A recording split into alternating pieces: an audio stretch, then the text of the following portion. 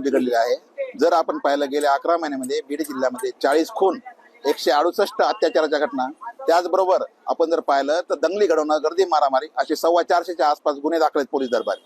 आणि बीड जिल्ह्यामध्ये 1281 शस्त्र परवानाधारक आहेत।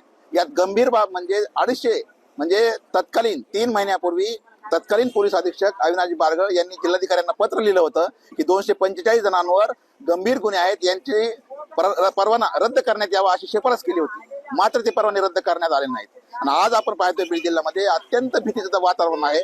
मग ही दहशत म्हणून खरं तसं जर पाहिलं तर शस्त्र परवाने हे स्वतःच्या संरक्षणासाठी घेतले जातात। मात्र बीड जिल्ह्यामध्ये अधिकारी आणि पुढारी लोक संगनमतानं त्या ठिकाणी जर पाहिलं तर त्यांच्या कार्यकर्त्यांना संरक्षणासाठी नव्हे तर दहशत माजवण्यासाठी, लोकांवर दरब बसवण्यासाठी शस्त्र परवाने दिले जातात।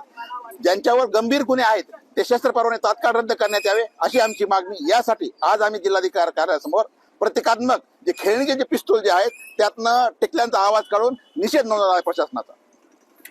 गुन्हेगारांना शस्त्र परवाने रद्द झालेच पाहिजे। अरे होत कसे नाही, अरे होत कसे नाही,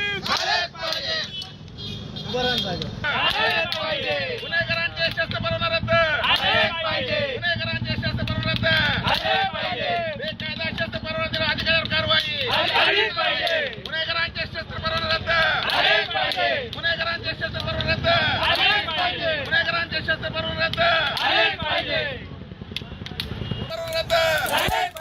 नियम बाह्य शस्त्र परवाना देणाऱ्या अधिकाऱ्यावर कारवाई, नियम बाह्य शस्त्र परवाना देणाऱ्या अधिकाऱ्यावर कारवाई, गुन्हेगारांचे शस्त्र परवाना रद्द, गुन्हेगारांचे शस्त्र परवाना रद्द, गुन्हेगारांचे शस्त्र परवाना रद्द, गुन्हेगारांचे शस्त्र परवाना रद्द, गुन्हेगारांचे शस्त्र परवाना देणाऱ्या अधिकाऱ्यावर कारवाई, नियम बाह्य शस्त्र परवाना देणाऱ्यावर कारवाई।